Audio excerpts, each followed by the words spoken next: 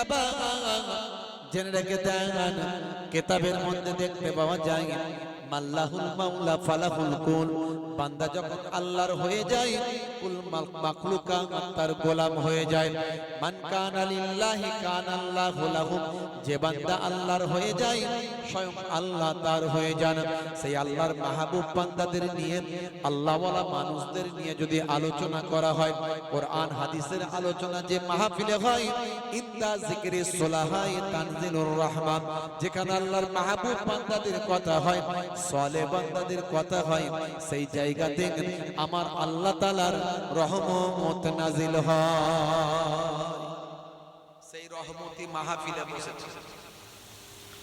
ঈদে মিলাদুন নবী, দয়ার নবীর আলোচনা, জন্মের কর্মের 63 বছরের প্রতিটা মুহূর্তের আলোচনা। সেই আলোচনায় বসে নিজেদের জীবনকে ধন্য করুন। হে তরুণ যুবকেরা, হে আমার বন্ধুরা, যার আলোচনা করতে বসেছি সেই দয়ার নবীর আলোচনা, সেই নবী পাকের আলোচনা সম্পর্কে আমার আল্লাহ কোরআন মাজিদের ভিতরে বললেন, ওয়ারাফানা লাকা যিকরাক, হে নবী আপনার আলোচনাকে পৃথিবীর সর্বোচ্চ মর্যাদা দান করেছি। আপনার আলোচনাকে শ্রেষ্ঠত্ব, সর্বশ্রেষ্ঠত্ব মর্যাদা দান করেছি। হে তরুণ যুবকেরা, হে আমার বন্ধুরা, শুনে রেখে দিন বাবা, জেনে রেখে দেন, আমরা যখন কোনো কাজ করি তখন আমাদের একটা মডেল আমরা তৈরি করি, সেই মডেলকে ফলো করে আমরা সেই কাজটা করি। হে তরুণ যুবকেরা, হে আমার মুরব্বিয়ানেরা, পৃথিবীর মানুষ কেমন ভাবে জীবন যাপন করবেন, কেমন ভাবে তারা কথাবার্তা বলবেন, কেমন ভাবে কাজকর্ম করবেন, কেমন ভাবে ব্যবহার করবেন, কেমন ভাবে চরিত্র গঠন করবেন, রাজনৈতিক জীবন, পারিবারিক জীবন, সামাজিক জীবন, নৈতিক জীবন, ব্যবহারিক জীবন, বৈবাহিক জীবন, তাদের সমস্ত জীবন ব্যবস্থাটা কেমন হবে। হে তরুণ যুবকেরা, হে আমার মুরব্বিয়ানেরা, এরই জন্য আমার আল্লাহ 1450 বছর আগে পৃথিবীর মাটিতে একটা মডেল পাঠিয়েছেন। সেই মডেল আর অন্য কেউ নন, তিনি হলেন আখিরি জামানার পয়গম্বর। এর জন্য আমার আল্লাহ কোরআন মাজিদের ভিতরে বললেন, লাকাদ কানা লাকুম ফি রাসূলিল্লাহি উসওয়াতুন হাসানা। হে দুনিয়ার মানুষ শোনো, তোমাদের জন্য তোমাদের নবীর মধ্যে আছে উত্তম হাসানা, উত্তম ব্যবহার। তোমরা তোমাদের নবীকে যদি ফলো করতে পারো, তোমরা শ্রেষ্ঠত্ব ব্যবহারের মালিক হয়ে যাবে। তোমাদের জন্য তোমাদের নবীর মধ্যে আছে উত্তম আদর্শ, সেই আদর্শকে তোমরা ফলো করো। সেই আদর্শের কথা আমাদের জানতে হবে, নবী পাকের আখলাক চরিত্রের কথা জানতে হবে। নবী পাকের ব্যবহারিক, সামাজিক, নৈতিক, বৈবাহিক, পারিবারিক, অনেক রাজনৈতিক জীবন ব্যবস্থা আছে। প্রত্যেকটা মুহূর্ত আমাদের জন্য ইম্পর্টেন্ট। আমি বলিউডের একজন ফিল্ম স্টারের কথা বলবো। হে তরুণ যুবকেরা, হে আমার মুরব্বিয়ানেরা, শুনে রেখে দেন, মিস্টার আসিফ খান, নাম হলো রকি, যিনি ফুল আওয়ার কাটে একটা সিনেমা করেছিলেন, সারা পৃথিবীতে যিনি বিখ্যাত হয়েছিলেন, সেই মিস্টার রকি। হে তরুণ যুবকেরা, হে আমার মুরব্বিয়ানেরা, তিনি কিভাবে জীবনটা বদলে ফেললেন, বিশ্ব নবীর শিষ্য হয়ে গেলেন। আজকে সেই রকিকে দেখলে আর নায়ক মনে হবে না, মনে হবে একজন বড় ধর্মগুরু, একজন বড় আলেম, একজন বড় হুজুর। হে তরুণ যুবকেরা, কারণ তারা বুঝতে পেরেছিল এই পৃথিবীর আরাম আয়েশে আমরা মত্ত আছি, এই পৃথিবীর যা কিছু আছে সব মহান স্রষ্টার দান। এই পৃথিবীতে সবকিছু ক্ষণস্থায়ী, পরকালটা হলো চিরস্থায়ী। হে তরুণ যুবকেরা, এর জন্য আমার আল্লাহ কোরআন মাজিদের ভিতরে বললেন, বাল তুসিরুনাল হায়াতাদ দুনিয়া ওয়াল আখিরাতু খায়রুম ওয়া আবকা। এই দুনিয়া তোমাদের জন্য ক্ষণস্থায়ী, আর পরকালটা হলো তোমাদের জন্য চিরস্থায়ী। এখানে তোমরা মারা যাবে, সেখানে আর মারা যাবে না। হয় চিরস্থায়ী জান্নাত, না হলে চিরস্থায়ী জাহান্নাম।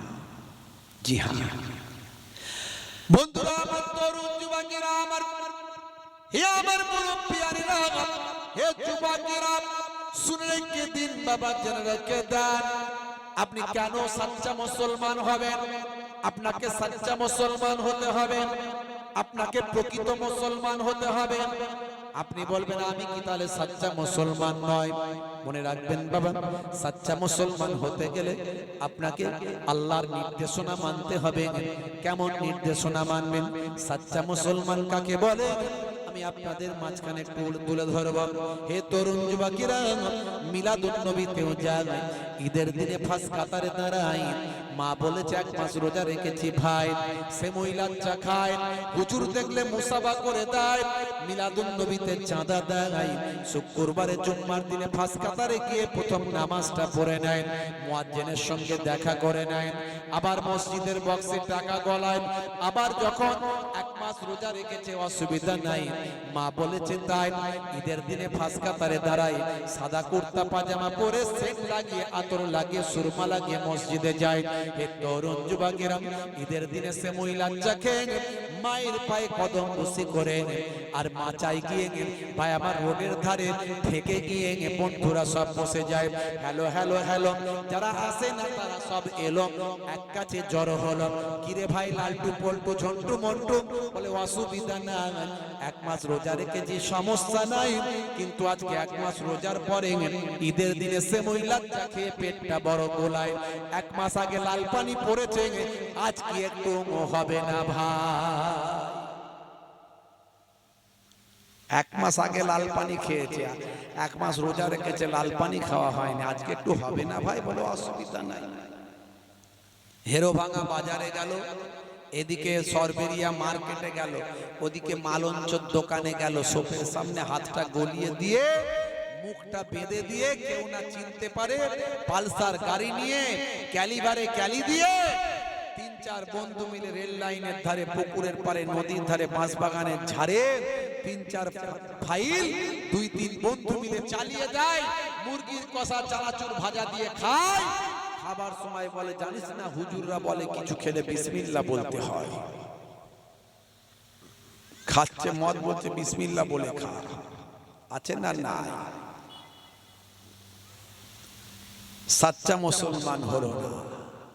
মিলাদুন নবীতে যাচ্ছে ঠিকই, চাঁদাও দিচ্ছে, 1 মাস রোজাও রাখছে, আবার লাল পানিও খাচ্ছে, দাঁড়িয়েও রেখেছে, আবার চিটিংবাজিও করছে, নামাজও পড়ছে, আবার আলছেটে বাড়াচ্ছে। আছে না নাই? নামাজও পড়ছে, দাঁড়িয়ে রেখেছে, হাজি সাহেব আবার ছেলের বিয়েতে মোটা পণ নিচ্ছে। আছে না নাই? দোকানদার দোকান সারছে, মিলাদুন নবীর চাঁদা দিচ্ছে, আবার ওজনে ঠকাচ্ছে, ভাববাজি করে খারাপ মাল ভালো বলে চালাচ্ছে। আছে না নাই? অত সহজ নয়। ওয়াজ শুনুন বাপ, কাজে লাগবে। সকালবেলা ভাববেন ছোট হুজুরের নাতি পিন্নগরী হুজুরের পোতা মোহেবুল্লাহ হুসাইনি ওয়াজ করেছিল, কি ওয়াজটা করলো। সবের তো একটা লাভ লোকসান আছে রে ভাই। তো সারা রাত ধরে জলসা শুনলেন, এত টাকা খরচা করলেন, লাভ লোকসান ভাববেন না? সকালবেলা চায়ের দোকানে গিয়ে হিসাব করবেন না যে লাভ লোকসান কতটা হলো বাবু, দেখি একটু হিসাব করে। হ্যাঁ খেয়েছি।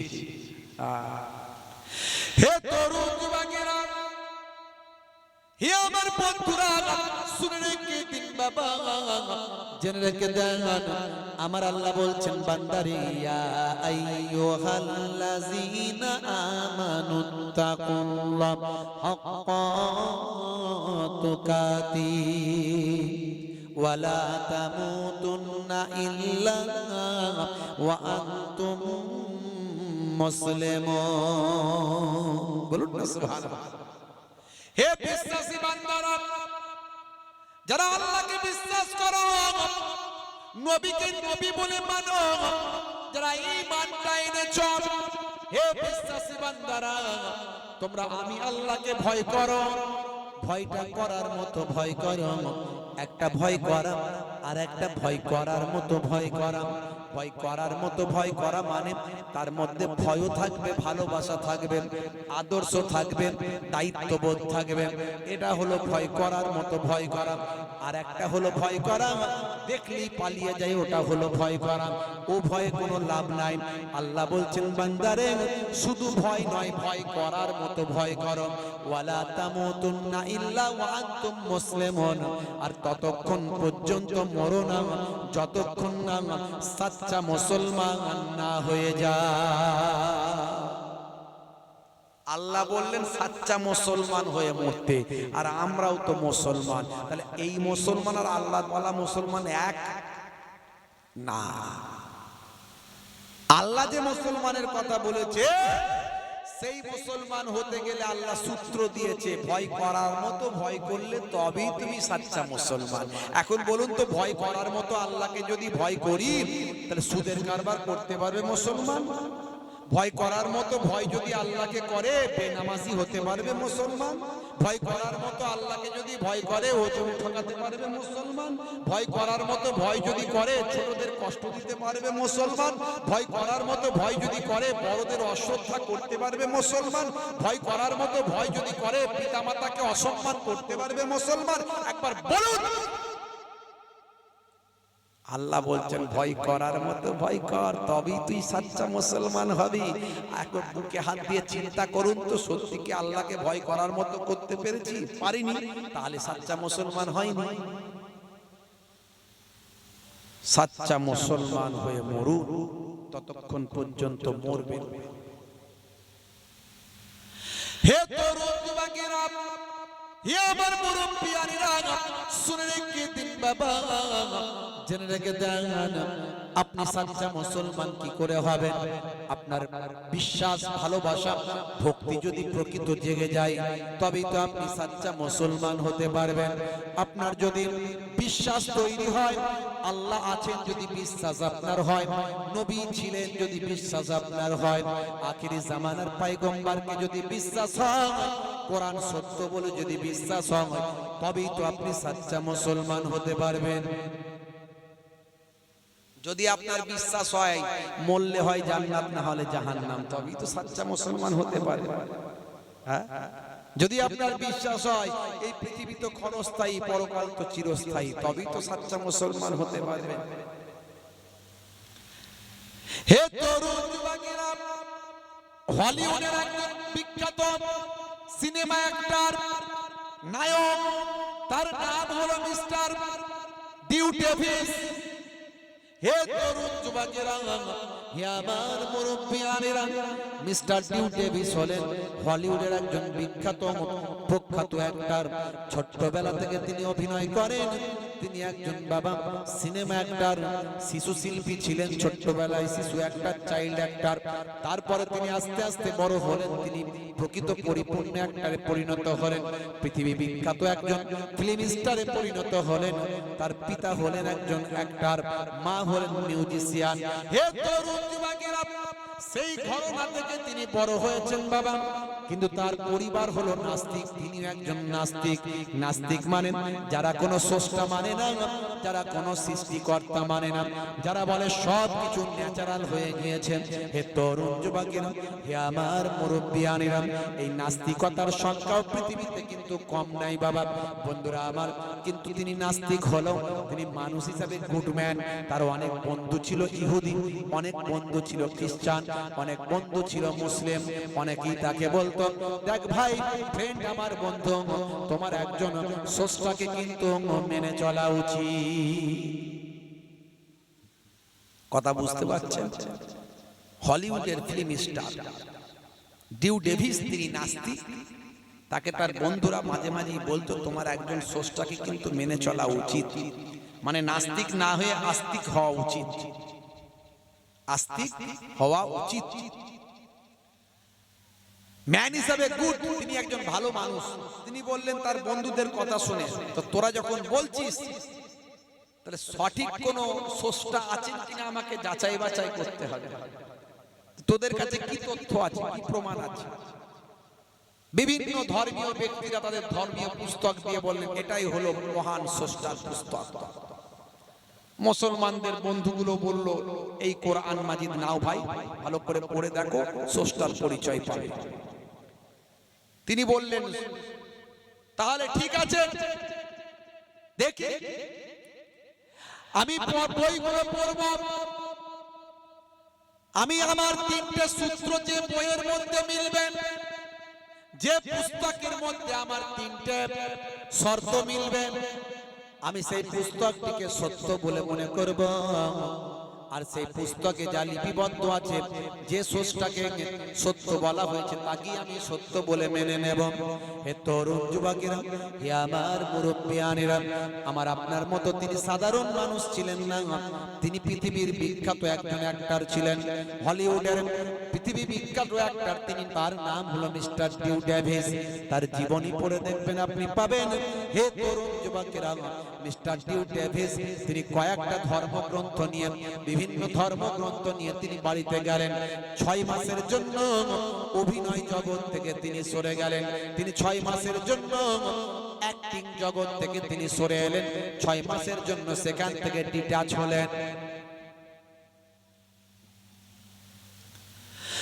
বন্ধুরা আমার, তরুণ যুবকেরা আমার, হে আমার মুরব্বিয়ানেরা, হে যুবকেরা, 6 মাস তিনি বাড়িতে বসে বিভিন্ন ধর্মশাস্ত্রগুলো গবেষণা করবেন, বিভিন্ন পুস্তক পড়বেন, মহান স্রষ্টার পরিচয় খুঁজবেন, তার তিনটে শর্তের সঙ্গে মিলাবেন। তার 1 নাম্বার শর্ত হলো, মহান স্রষ্টা যদি পৃথিবীতে থাকেন, মহান স্রষ্টার যদি অস্তিত্ব বলে কিছু থাকে, নিশ্চয় মহান স্রষ্টার বাণী একটা পৃথিবীর মানুষের জন্য থাকবে।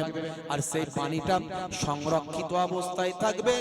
সেই বাণীর এক কোণা, একটা অক্ষর পরিবর্তন কেউ করতে পারবে না। একটা লাইন, একটা শব্দ, একটা অক্ষর কেউ পাল্টাতে পারবে না। যখন থেকে মহান স্রষ্টার সেই বাণী পৃথিবীতে এসেছে, তখন থেকে সেটা সংরক্ষিত অবস্থায় থাকবে।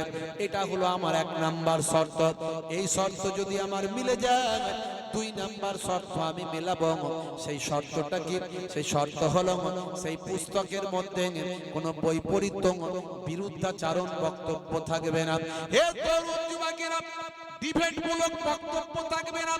অর্থাৎ কোন জায়গায় একই বিষয়ে পজিটিভ কথা বলা হয়েছে, আবার কোন জায়গায় একই বিষয়ে ওই বিষয়ে নেগেটিভ কথা বলা হয়েছে, এই রকম কোন বক্তব্য, বিরুদ্ধাচারণ বক্তব্য থাকবে না।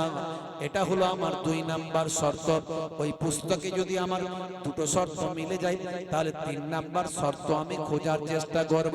3 নাম্বার শর্ত হলো, মহান স্রষ্টা পৃথিবীতে সেই পুস্তক যখন পাঠিয়েছেন, বাণী পাঠিয়েছেন, এমন কিছু তথ্য সেই বাণীতে লেখা থাকবে, সেই পুস্তকে লেখা থাকবে, তৎকালীন যুগের মানুষের বোধগম্য হবে না, তৎকালীন যুগের মানুষের জ্ঞানের বাইরে থাকবে।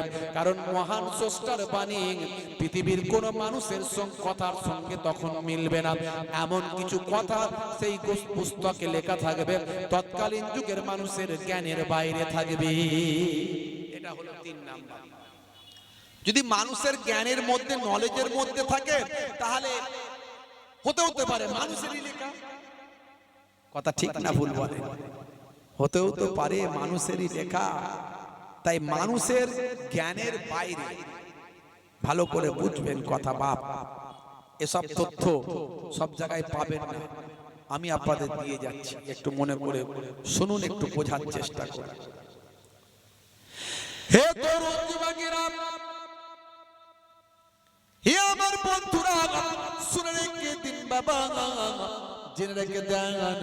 হে মুসলমান, মিস্টার ডিউ ডেভিস 6 মাসের জন্য গবেষণা করতে ঢুকলেন। 6 মাস ধরে গবেষণা করলেন। তিনি তার বন্ধুদের বলে দিয়েছিলেন, আমি কারোর সঙ্গে আর দেখা করব না। 6 মাস শুধু পুস্তকগুলো, ধর্মীয় শাস্ত্রগুলো নিয়ে গবেষণা করব। 6 মাস পরে যখন তিনি বেরোলেন, তখন তিনি তার বুকে করে একটা কিতাব নিয়ে বেরোলেন। সেই কিতাবটার নাম হলো আল কোরআন। জোরে হবে না? জোরে হবে। হে তরুণ যুবকেরা, হে আমার বন্ধুরা, শুনে রেখে দিন বাবা, জেনে রেখে দেন হে মুসলমান, মিস্টার ডিউ ডেভিস বাবা হলিউডের বিখ্যাত ফিল্ম স্টার নায়ক। সেই সময় তিনি 6 মাস পরে বাইরে যখন বের হলেন, বুকেতে একটা কিতাব নিলেন। সেই কিতাবটার অন্য কিছু নয়, সেই কিতাবটার নাম হলো আল কোরআন। বন্ধুরা জিজ্ঞাসা করলো, হয় ব্যাপারটা কেন তুমি কোরআন মাজিদ নিয়ে বেরোলে? বাইরা আস্তে আস্তে আস্তে আস্তে, এত কথা বললে তো হবে না, বাইরে গিয়ে কথা বলুন। এত কথা বললে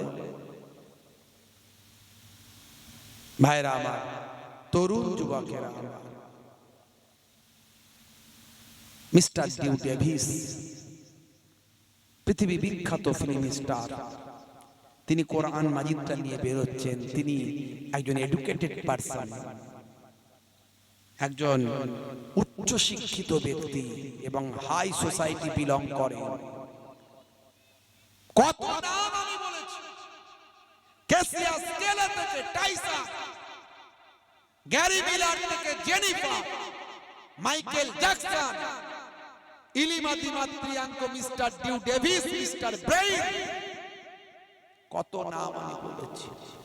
জুনায়েদ জামশেদ, ইউসুফ ইউহানা, হাসিম আমলা, মঈন আলী খান, মিস্টার রকি, আসিফ খান, মেসুদ ওয়াজিদ, সাদিও মানে, কত নাম। সব কেউ নায়ক, কেউ গায়ক, কেউ খেলোয়াড়, কেউ প্লেয়ার, কেউ অ্যাক্টর, কেউ আপনার পলিটিশিয়ান, পৃথিবী বিখ্যাত বিখ্যাত সেলিব্রিটি হবে। এরা আমার নবীকে চিনতে পারলো, এরা কোরআন চিনতে পারলো। কিন্তু দুর্ভাগ্য, আমরা মুসলমানদের একটা বড় অংশ কোরআন পড়তেও পারলাম না, আর নবীকেও চিনতে পারলাম না। সারা জীবন কোন রকমে হজগজ করে দিনগুলো পার করে দিলাম, সাচ্চা মুসলমানই হতে পারলাম না। হে তরুণ যুবকেরা, হে আমার বন্ধুরা, শুনে রেখে দিন বাবা, কোন নবীর উম্মত আপনি? আমি একটু ডিউ ডেভিসের কথা ছেড়ে এলাম, পরে ইনশাআল্লাহ টাচ দেব। ডিউ ডেভিস কোরআন মাজিদ নিয়ে বাইরে বেরিয়েছেন। কেন তিনি কোরআন মাজিদ বাইরে নিয়ে বেরোলেন সেটা আমি আপনাদের মাঝখানে পরে টাচ দিচ্ছি। কিন্তু মনে রাখবেন, কোন নবীর উম্মত আমরা? যে নবীর কথা আমি আপনাদের মাঝখানে বলি, ছোট্ট করে আপনাদের জানিয়ে দিন। সেই নবী ভাইরা আমার, আপনারা জানেন নবীকে ছোট্ট থেকে মক্কার মানুষ আল আমিন বলেছিল, মহা সত্যবাদী বলেছিল। মক্কার ওই সমস্ত মানুষদের সঙ্গে কোনো শত্রুতা ছিল না, একমাত্র শত্রুতা হলো, সেটা কি? সেটা হলো একমাত্র শত্রুতা হলো মহান রব আল্লাহ হলেন এক, এ কথা তারা মেনে নিতে পারলো না। সেই Allah is one, Allah is one whom all depend. He begets not, not is he begotten, and none is like him. Qul huwa Allahu ahad, Allahu samad, lam yalid wa lam yulad wa lam yakul lahu kufuwan ahad. বলুন, সে আল্লাহ হলেন এক, আল্লাহ অভাব শূন্য, তিনি কাহাকেও জন্ম দেননি, কেহ তাহাকে জন্ম দেয়নি, সে আল্লাহর সমতুল্য আর কেউ নাই। এই কথা নিয়ে দ্বন্দ্ব, দ্বন্দ্বটা কি নিয়ে? এই কথা নিয়ে। হে তরুণ যুবকেরা, মক্কার মানুষগুলো এক সময় দেখা যায় এতটাই ক্ষুব্ধ হয়ে গিয়েছিল, এতটাই হিংস্র হয়ে গিয়েছিল, আল্লাহর নবীর হুজরা মোবারকটাকে তারা ঘিরে ফেলেছিল। আল্লাহর নবী ভোরের বেলা ফজরের সময় বাইরে যখন বেরোবেন, নবীকে তারা হত্যা করবেন। হে তরুণ যুবকেরা, মক্কার মানুষ, আরবের মানুষের একটা স্টাইল ছিল। কি স্টাইল? তারা পেছন থেকে কাউকে আঘাত করতো না, যা আঘাত করতো লড়াই করতো সামনাসামনি। তাই রাতের বেলা আল্লাহর নবীর বাড়িতে তারা চড়াও হয়নি, তারা অপেক্ষা করেছিল নবী বাইরে বেরোবেন, সকালবেলা ফজরের সময় নামাজের জন্য বাইরে বের হবেন, আমরা নবীকে হত্যা করব। এই জন্য তারা রাতের বেলা নবীর ঘরটা ঘিরে ফেলেছে। বাবা, এ তরুণ যুবকের, আমার আল্লাহ জানিয়ে দিলেন, জিব্রাইল ফেরেশতা জানিয়ে দিল, ইয়া রাসূলুল্লাহ, হাবিবাল্লাহ, রাতের বেলা আপনি আপনার ঘর ছেড়ে আপনি ইয়াসরাব অর্থাৎ মদিনার দিকে চলে যান। রাতের বেলা আপনি বেরিয়ে যান, তো সারা বাড়িটাতে লোক ঘিরে আছে, তো নবী যাবে কি করে? নবী যাবে কি করে? সারা বাড়ি লোকে ঘিরে আছে, দুশ্মনেরা ঘিরে আছে। কষ্ট হচ্ছে আপনাদের না? শেষ করে দেব। কষ্ট হচ্ছে? হ্যাঁ বলেন কি বাপজি, কষ্ট হচ্ছে নাকি? হবে তো নাকি? না শেষ করব বলেন? হ্যাঁ, রাগ করবেন না, বাপ দুঃখ দিতে আসেনি। অসুবিধা হচ্ছে না তো? এবার তাকবীর দেন তো দেখি, নারে তাকবীর। এই এতগুলো মানুষের আওয়াজ এত আসতে কেন? ঝিমিয়ে পড়ছেন কেন? হ্যাঁ, গোশত খান তো নাকি আপনারা? গোশত খান? চর্বিওয়ালা না চর্বি ছাড়া? কি জি? হ্যাঁ, যতদিন সরকার চালাবে ততদিন আমরাও চালাবো। কি ভাই, আমাদের কোথাও লেখা নাই যে গরুর গোশত না খেলে তুমি মুসলমান থাকবে না। আমি মিডিয়াতে বলেছি ভাই, আমার ভয় টয় বলে কিছু নাই। কি হবে কি হবে, আমার ভয় করে কি করব? ন্যায্য কথা বলবো, হক কথা বলবো, খুব বেশি হলে জেলে নিয়ে যাবে, ফাঁসি দিয়ে দেবে, এই তো ব্যাপার। আবার কি আছে? এই প্রাণ তো তার হাতে, সে যখন নেবে তখন যাব, তার আগে পৃথিবীর কোনো মানুষ নিতে পারবে না। আমি বলেছি, এত যখন গরু গরু গরু গরু করছো, দুটো শর্ত আমার আছে, গোশ খাওয়া বন্ধ করে দেবো। দুটো শর্ত। এক নাম্বার হলো যত ভারতবর্ষ হচ্ছে পৃথিবীর 2 থেকে 3 নাম্বার র্যাঙ্কিং এ বিফ এক্সপোর্ট, মানে গরুর ব্যবসা করা, বিদেশে ব্যবসা করছে, এতে 2 থেকে 3 নম্বরে আছে ভারতবর্ষ সারা পৃথিবীর মধ্যে।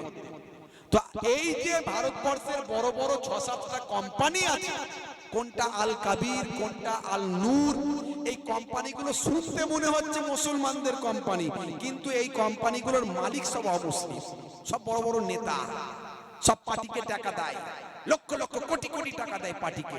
তো এই কোম্পানিগুলো সবচেয়ে বেশি গরু কেটে পিস পিস করে নির্মম ভাবে, আমরা মুসলমানরা পানি খাইয়ে জবাই করি, ওরা নির্মম ভাবে মেশিনে দিয়ে গরুর গোশতকে ভালো করে পুট্টি মুট্টি করে প্যাকেট করে নির্মম নির্দয় ভাবে পশু হত্যা করে ওরা বিদেশে পাচার করে দিচ্ছে।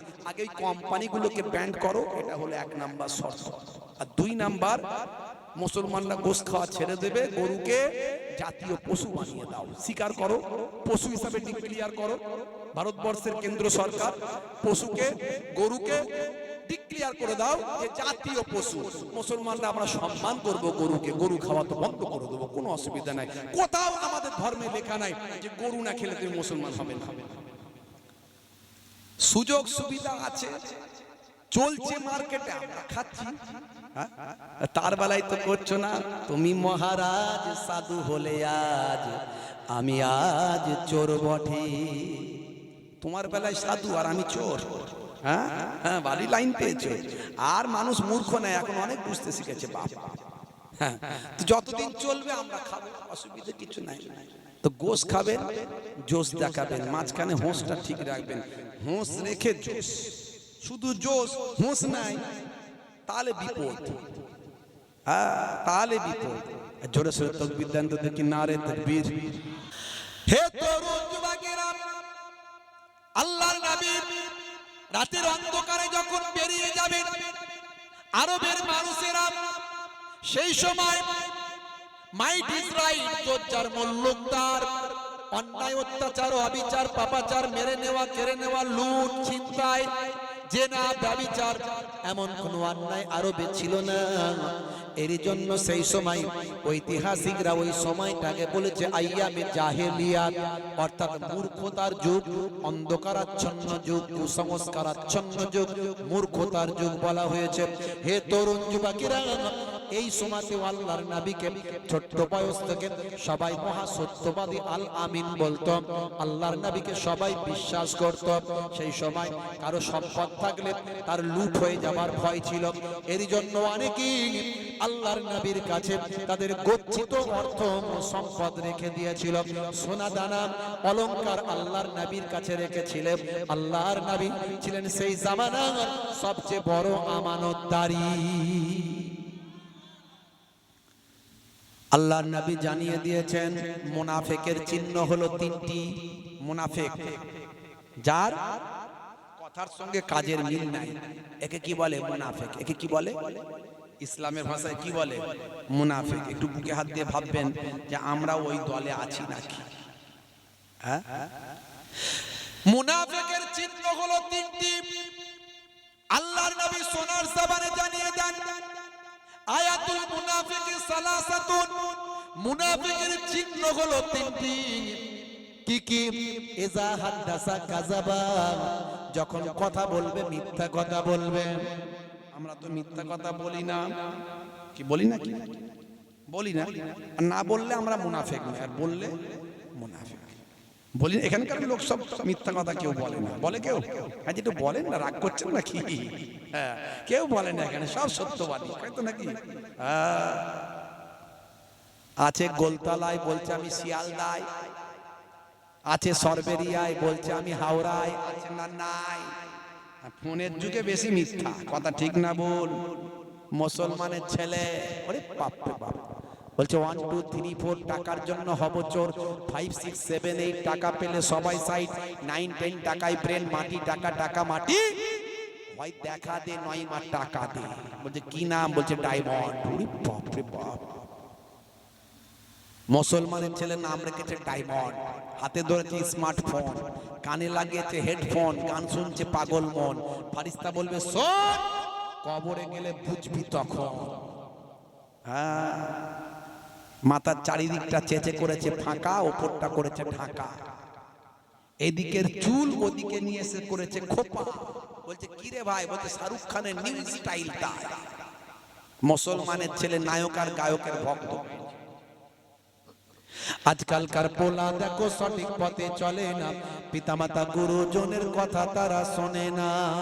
চুলগুলো ছোট ছোট, প্যান্ট শার্ট আটো সাটো, সুজোরা পায়ে দিয়ে, পেছনে ব্যাগ নিয়ে, লাল লাল জুতো পায়ে, চোখে কালো চশমা, দুই চোখ মেলে খোঁজে বেদের মেয়ে জোসনা, গায়ে হাতে ট্যাটু আঁকা, হেঁটে চলে আঁকা বাঁকা। আছে না? নাই। কানে পড়ছে দুল, নাকে লাগাচ্ছে ফুল, মাথার পেছনে লম্বা চুল। বলছে তোরা যা করছিস সব বেটা ভুল। হাতে পড়ছে বালা, পায়ে লাগাচ্ছে কালো কার, বলছে দেখ আমার বার। ওরে বাপ রে বাপ, মুসলমানের ছেলে। হ্যাঁ, গায়ে হাতে ট্যাটু আঁকা, আবার ট্যাটু আঁকছে সব নায়ক গায়করা, খেলোয়াড়রা। বিরাট কোহলি আছে না? নাই। মেসি, লিওনেল মেসি, এই ট্যাটু এরাও করছে। ট্যাটু মেসি হয়েছে, হ্যাঁ, শাহরুখ খান হয়েছে, বুঝতে পারছি। গায়ে হাতে ট্যাটু আঁকা, হেঁটে চলে আঁকা বাঁকা, কাছে গেলে দেখা যায় সুস্থ ছেলে না। তিরঙ্গার দুর্গন্ধে টেকা যায় না, তিরঙ্গার দুর্গন্ধে টেকা যায় না। ভালো চলছে ধান্দা, খাচ্ছে রজনীগন্ধা। আছে না? নাই। কারবারে অশান্তি, চালাচ্ছে শান্তি, মন করবে কমল, খাচ্ছে ওরা বিমল। হ্যাঁ, যেখানটা বসবে সেখানটা চষে দিয়ে বেরিয়ে যাবে, পুচ পুচ পুচ। 12 বছর ঘাস জন্মাবে না। জি হ্যাঁ, জিভ ঠোঁট দাঁত সব এক করে ফেলেছে, চেনা যায় না, চেনা যায় না। বড় করে গালহা করতে পারে না। হুজুর তকবীরদার ডাক তুমি আল্লাহু আকবার আস্তে করে বলে, বুঝতে পারছে? এত দুর্গন্ধ, এত দুর্গন্ধ, সামনে এলে আমার বমি হয়ে যাব অবস্থা। আমি তো টিকতে পারি না ওদের সামনে দাঁড়ালে। মাঝে মাঝে তাই আমি ভাবি ওদের বউগুলো কেমন করে টিকে। তারপরে বুঝি যে আমাদের ঘরের মেয়েদেরকে আমরা যা শিখিয়েছি, স্বামীর বিরুদ্ধে গেলে জাহান্নাম, ওরা ভয়ঙ্কর চিন্তা ভাবনা। বাপরে, আমার স্বামী যা করছে করুক বাবা, কিছু বলতে গেলে আমি জাহান্নাম চলে যাব, কথা ঠিক না? স্বামীর পায়ের তলায় স্ত্রীর জান্নাত। ওরে বাপ, আমাদের ঘরের বউগুলো অনেক ভালো, অনেক সহ্য করে, অনেক সহ্য করে। আমাদের ঘরের ছেলেদের থেকে মেয়েরা অনেক বেশি ভালো, অনেক বেশি ভালো। কারণ যদি মেয়েগুলো ওই রকম হতো, সংসারের অনেক শান্তি বেড়ে যেত না। তারা অনেক সবর করে। ইসলামের বড় জিনিস হলো সবর। মা, আপনি ঠিক করেন, আপনার স্বামী যদি অন্যায় করে তাকে আল্লাহর দরবারে জবাব দিতে হবে। আর আপনি যে ন্যায় পরায়ণতার সঙ্গে জীবন যাপন করছেন, স্বামীর দেখাশোনা করছেন, স্বামীর সঙ্গে অশান্তি করেননি, ঝগড়া করেননি, খারাপ আচরণ করেননি, স্বামীর বিরুদ্ধে গীবত শিকায়েত করেননি, স্বামীকে শাস্তি দেওয়ার চেষ্টা করেননি, অপরাধ সাজানোর চেষ্টা করেননি। এর জন্য আল্লাহর দরবারে আপনার অনেক জাযা পুরস্কার আল্লাহ রেখে দিয়েছে। তবে মনে রাখবেন স্বামীরা যদি মনে করেন স্ত্রী তো আমার গ্রিপের মধ্যে আছে, সে তো আমার বিরুদ্ধে ষড়যন্ত্র করবে না, আমি যা খুশি করি, আল্লাহর দরবারে লিপিবদ্ধ হচ্ছে কিয়ামতের দিনে স্ত্রীর সার্টিফিকেট ছাড়া কোনো স্বামী জান্নাতে যেতে পারবে না। অর্থাৎ আপনিও আল্লাহর বাঁধনে আপনাকেও বেঁধে রাখা হয়েছে, আপনি যা ইচ্ছা তাই করতে পারবেন না। হে তরুণ যুবকেরা, হে আমার বন্ধুরা, শুনে রেখে দিন বাবা, জেনে রেখে দেন হে মুসলমান, আল্লাহর নবী এমন সময় হযরতে আলী মুর্তজা কারামাল্লাহু ওয়াজহুকে বললেন, বাবা আলী, তোমাকে তো তোমার সঙ্গে শত্রুতা তাদের নয়, তারা তো আমাকে মেরে ফেলতে চায়। আমি যে চলে যাব, আল্লাহর নির্দেশ, রাতের অন্ধকারে বেরিয়ে যাব, এক মুষ্টি বালি, এক মুষ্টি মাটি দুশমনদের চোখের দিকে ফেকার কথা আমার আল্লাহ নির্দেশ দিয়েছেন। এক মুষ্টি বালি মাটি যখন ফিকে দেব, সবাই অন্ধ হয়ে যাবে, আমি তাদের মাঝখান থেকে ভিড় ঠেলে চলে যাব। বাবা আলী, আমি তো চলে যাব বাবা, কিন্তু আমার কাছে এই মক্কার মানুষদের, আজকে যারা আমার শত্রু, তাদেরই অনেকের সম্পদ গচ্ছিত আছে বাবা, এই আমানতের খেয়ানত তো আমি করতে পারবো না, এই আমানতের খেয়ানত তো নষ্ট করতে পারবো না। মুনাফিকের আলামত আল্লাহর নবী বলেছেন তিনটে, যখন কথা বলবে মিথ্যা কথা বলবে, ইজা হাদ্দাসা কাযাবা, যখন কথা বলবে মিথ্যা কথা বলবে, মিথ্যা কথা বলবে, ওয়া ইজা ওয়াদা আখলাফা, এবং ওয়াদা করলে খিলাফ করবে, ওয়া ইজা উতুমিনা খানা, আমানতের খেয়ানত করবে। এই তিনটে নিদর্শন আল্লাহর নবী বলেছেন, এগুলো যদি কোনো মানুষের মাঝখানে পাওয়া যায়, নিশ্চিন্তে ধরে নেবে সে একজন মুনাফিক। হে তরুণ যুবকেরা, আল্লাহর নবী বললেন, আমি তো আমানতের খেয়ানত করতে পারবো না, মুনাফিকের খাতায় তো আমার নামটা লেখাতে পারবো না। বাবা আলী, আমাকে চলে যেতে হবে বাবা, আল্লাহর নির্দেশ এসেছে। বাবা আলী, তুমি আমার বিছানায় চাদর গায়ে দিয়ে ঘুমিয়ে যাও, তোমাকে দুশমনরা যখন দেখবে তোমার উপর আর আঘাত করবে না। সকালবেলা তুমি প্রত্যেকের যার যা সম্পদ, যার যা মাল মাথা, সেগুলো গুছিয়ে বুঝিয়ে দিয়ে তারপর তুমি এসো। এই রকম কঠিন বিপদের সময়তেও আমার আপনার নবী কারো আমানতের খেয়ানত করেননি। জোরে বলুন, জোরে বলুন। একবার ভাবুন তো, দুশমনরা আল্লাহর নবীকে ঘিরে ফেলেছে, খালি সকাল হওয়ার অপেক্ষা, ভোরের আলো ফুটলেই আল্লাহর নবীকে হত্যা করবে। এই সিচুয়েশনে দাঁড়িয়েও দয়ার নবী কারো আমানত নষ্ট করলেন না, সব পাওনা বুঝিয়ে দিয়ে তারপর এক মুষ্টি মাটি আমার আল্লাহ যেমন ভাবে ফিকতে বলেছিলেন ফিকে দিলেন। দেওয়ার পরে সত্যি সত্যি সবাই অন্ধ হয়ে গেল। নবী আমার তাদের মাঝখান থেকে ভিড় ঠেলে তাদের মাঝখান থেকে বেরিয়ে গেলেন, কেউ বুঝতেই পারলো না। জোরে হবে না? আমার আল্লাহ বললেন, হে নবী, কোরআন মাজিদে আল্লাহ জানালেন, আপনি এক মুষ্টি বালি ফিকেছিলেন, ওই এক মুষ্টি বালিটা সবাইয়ের চোখে পৌঁছানো তো সম্ভব ছিল না। আপনার চারিদিকটাতে দুশমনরা ঘিরে ছিল, সবাইয়ের চোখে তো পৌঁছানো সম্ভব ছিল না। এই আমার আল্লাহ কোরআন মাজিদে ঘটনাকে সুন্দর করে ব্যক্ত করলেন। ইজরামাইতা, হে তরুণ যুবকেরা, আমারামাইতা ইজরামাইতা, আমারামাইতা ইজরামাইতা ওয়ালাকিন্নাল্লাহ রামা। জোরে হবে না? জোরে হবে না? আমারামাইতা, কত সুন্দর করে এখানে, কত সুন্দর উপমা দিয়ে এবং অলংকার দিয়ে এই লাইনটা, এই ছন্দটা, এই ভাই আমার বাক্যটা আমার আল্লাহ কত সুন্দর করে স্টাইল দিয়ে, কত সুন্দর করে দেখুন। যারা ভাই আমার গ্রামারের যারা মানুষ, যারা গ্রামার, বাংলা গ্রামার যারা পছন্দ করেন, ইংরেজি গ্রামার যারা পছন্দ করেন, দেখুন কিভাবে আল্লাহর নবী স্টার্টিংটা করছেন। বরণ ভাই আমার ভাষা অলংকার, কিভাবে অলংকার এখানে ব্যবহার হয়েছে। আমার আল্লাহ বলছেন, আমার রামাইতা, আপনি ফেকেননি। প্রথমে না দিয়ে শুরু হচ্ছে, মা মানে না, রামাইতা, রামা মানে ফেকা, রামাইতা মানে আপনি ফেকা, আপনি ফেকেননি। ওয়ামা রামাইতা ইজ রামাইতা, যখন আপনি ফিকেছিলেন, আপনি ফেকেননি যখন আপনি ফিকেছিলেন। কত সুন্দর কথা, আপনি ফেকেননি যখন আপনি ফিকেছিলেন। আবার বলছি, ওয়ামা রামাইতা ইজ রামাইতা, আপনি ফেকেননি যখন আপনি ফিকেছিলেন। ওয়ালাকিন্নাল্লাহ রামা, নিশ্চয় আমি আল্লাহ ফিকেছিলাম। আপনি ফেকেননি যখন ফিকেছিলেন, কারণ আমি আল্লাহই তো ফিকেছিলাম। দেখেছেন কত সুন্দর উপমা। কোরআন মাজিদ পড়লেই ভক্ত হয়ে যাবেন কোরআনে। এই যারা কোরআনের বিরুদ্ধে কটু কথা বলে না, ওরা আসলে কোরআন পড়ে না, ওদের মধ্যে রাজনৈতিক অভিসন্ধি নিয়ে কাজ করে ওরা, তাই ওরা পড়ে। ওরা ইচ্ছাকৃত জেগে ঘুমালে তোলা যায় না। যে কেসিয়াস স্কেলে কোরআন পড়ে বিশ্বনবীর শিষ্য, টাইসান, গ্যারি মিলার, জেনিফার, কত বলবো, কত হাজারো হাজারো। এরা হচ্ছে অরিজিনাল, সত্যি সত্যি পৃথিবীতে অল্প দিনের, এই পৃথিবীতে অল্প দিনের, মরে গেলেই সব শেষ। নিশ্চয় আমাকে কোরআনটা জানতে হবে। যদি সত্যি মহান স্রষ্টার বাণী হয়, তাহলে সেই স্রষ্টাকে মানবো, কোরআনকে বিশ্বাস করব। এই চিন্তা নিয়ে তারা কোরআনের প্রেমিক হয়েছে। জোরে বলেন সুবহানাল্লাহ। হে তরুণ যুবকেরা, হে আমার বন্ধুরা, শুনে রেখে দিন বাবা, জেনে রেখে দেন। আল্লাহর নবীর চরিত্রটা আমি আপনাদের মাঝখানে একটা বললাম, আর একটা ছোট্ট করে বলি। নবী চলে গেলেন ইয়াসরাবে, পরবর্তীকালে নাম হলো মদিনা। নবীর কদম পে মদিনাতুল মুনাওয়ারা, নূরওয়ালা মদিনা হলো। 8 বছর সেখানে থাকলেন।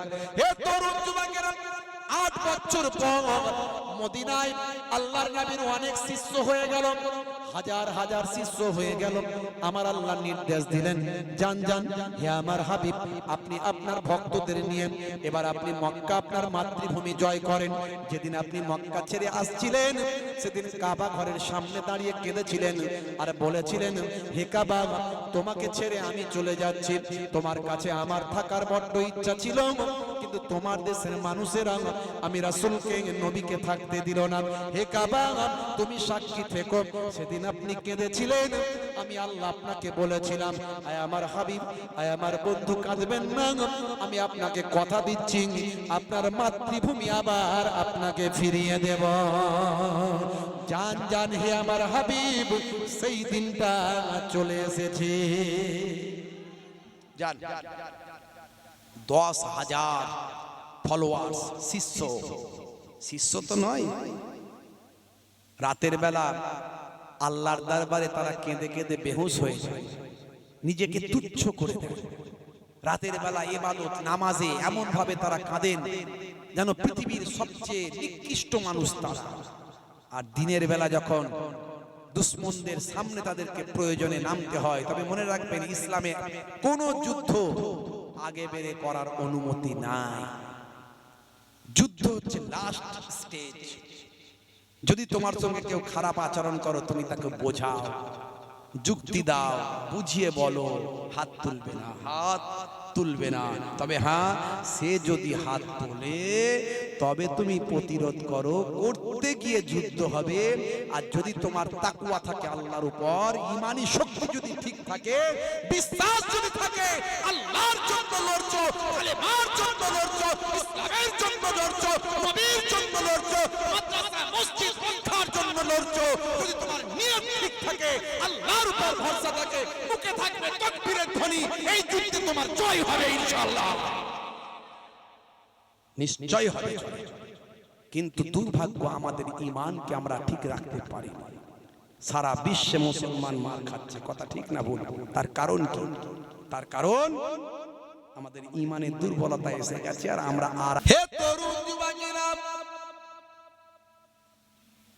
গরম গরম আছে, হে আমার বন্ধুরা, শুনে রেখে দিন বাবা, জেনে রেখে দেন, হে মুসলমান, আল্লাহর নবী যখন 10,000 সাহাবী বাবা, আমার আল্লাহ বললেন, হে আমার হাবিব যান, এবার আপনি মাতৃভূমিটা, আপনার মাতৃভূমিটা জয় করুন।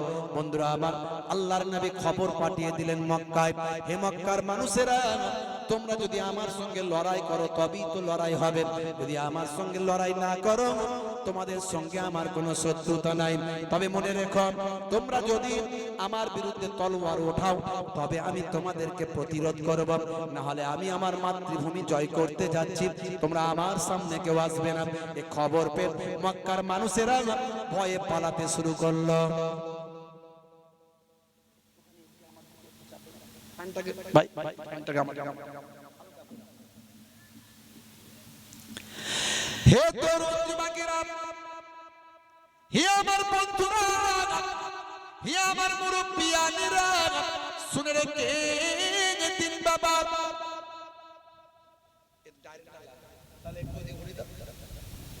ঠিক আছে।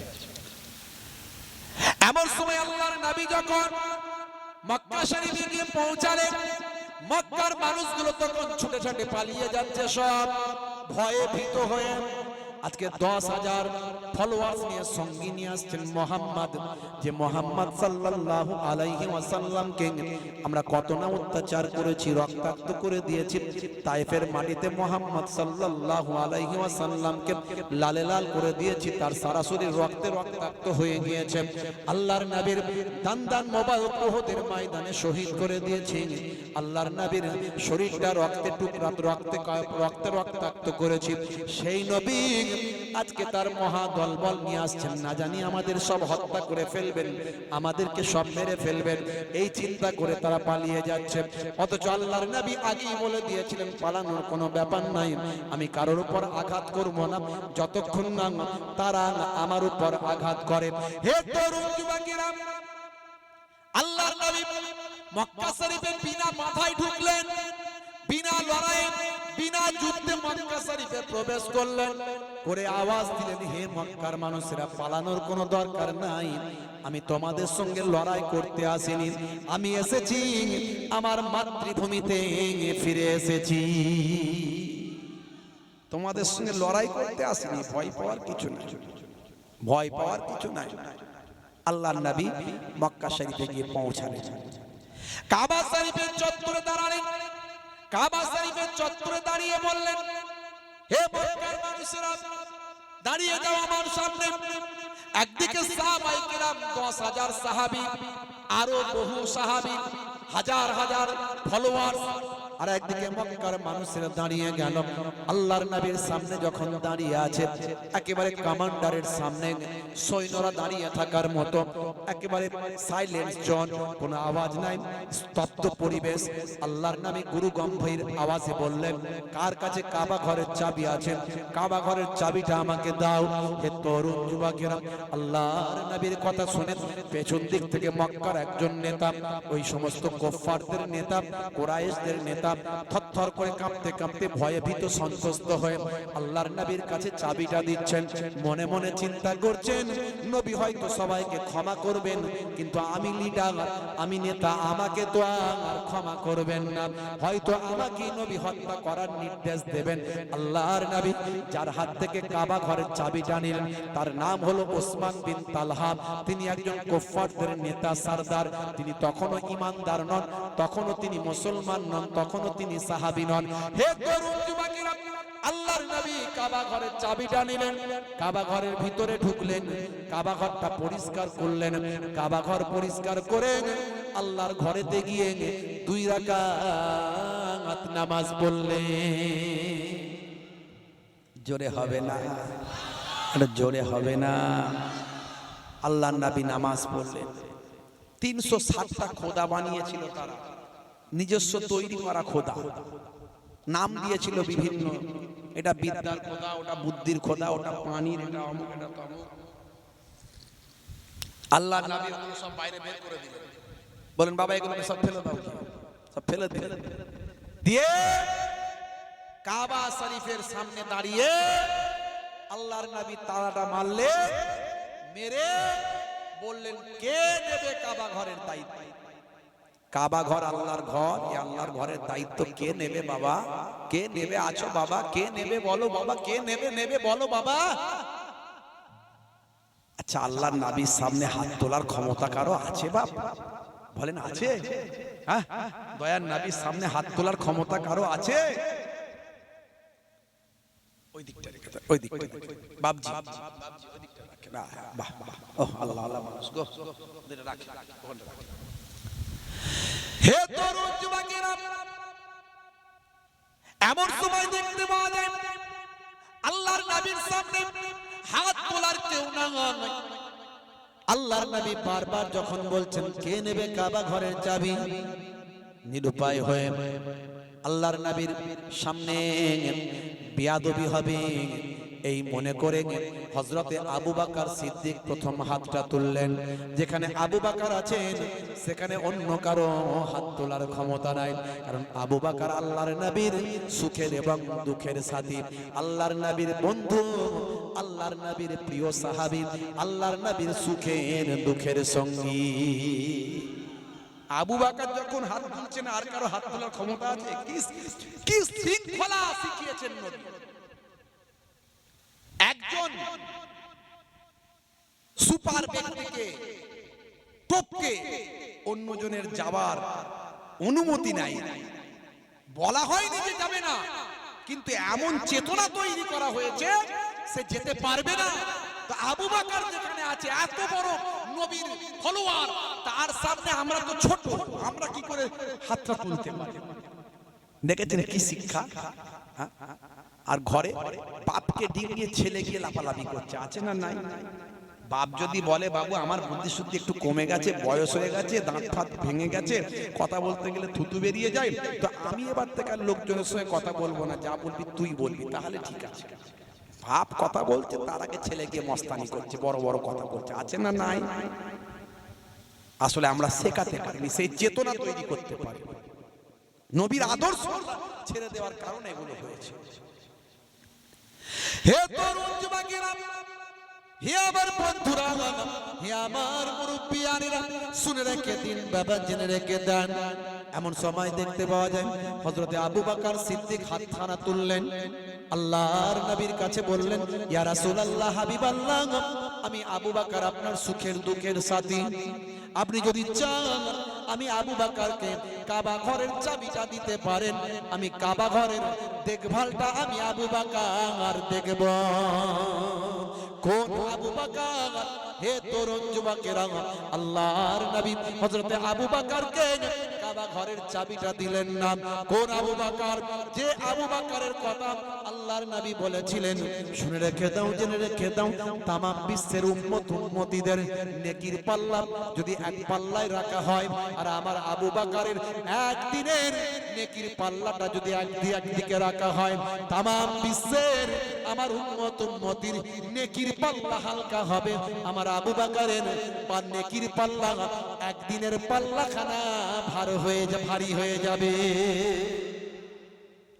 তামাম বিশ্বের উম্মতে মুহাম্মাদের নেকির পাল্লা যদি এক পাল্লায় রাখা হয়, আর আবু বকরের একদিনের নেকির পাল্লা যদি একদিকে রাখা হয়, আবু বকরের ইবাদতের পাল্লা ভারী হবে। সেই আবু বকরকে আল্লাহর নবী দিলেন না, কিন্তু নবী তো বলা বন্ধ করেননি, আবার আওয়াজ দিলেন, কে কাবা ঘরের চাবি নেবে? মহাবিপদ। নবী যখন বলছেন চুপচাপ থাকলেও তো বেয়াদবি হবে। হযরতে ওমর ফারুক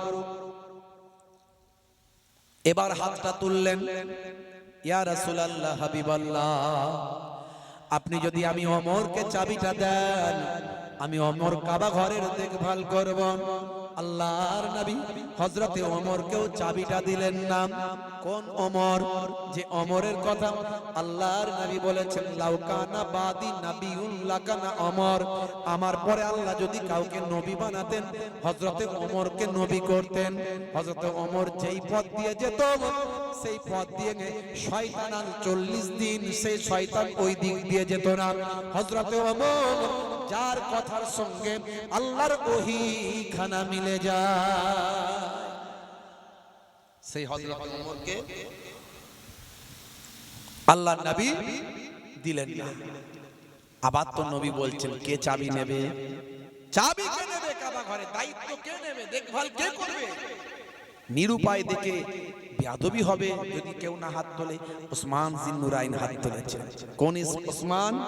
আল্লাহর নবী নিজের কন্যার সঙ্গে যার বিবাহ দিয়েছিলেন সেই কন্যা ইন্তেকালের পরে দ্বিতীয় কন্যার সঙ্গে আবার বললেন আমার জামাই করেই রাখবো ওসমানকে, আবার দ্বিতীয় কন্যা দিলেন। এই জন্য বলা হয় দুই নূরের অধিকারী ওসমান জিন্নুরাইন, দুই নূরের অধিকারী। আল্লাহর নবী বললেন যে ওসমান হলো আমার জান্নাতের বন্ধু। জোরে বলুন সুবহানাল্লাহ।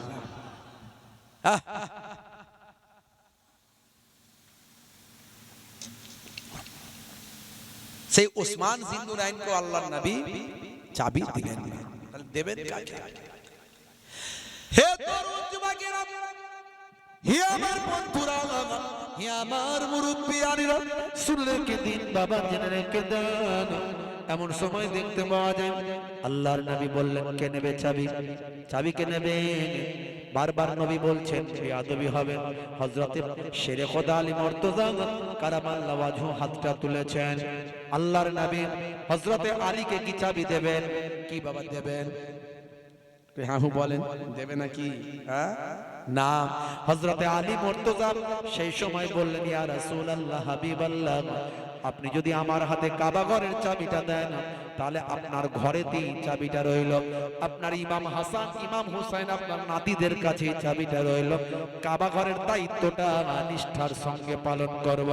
আল্লাহর নবী হযরতে আলীকেও চাবিটা দিলেন না। কোন আলী? যে আলীর সম্পর্কে আল্লাহর নবী বলেছিলেন আনা মাদিনাতুল ইলমি ওয়া আলিয়ুন বাবুহা, আমি হলাম মদিনার, আমি হলাম ইলমের শহর, আর সেই শহরে ঢুকতে হলে সেই শহরের দরজা হলেন হযরতে আলী।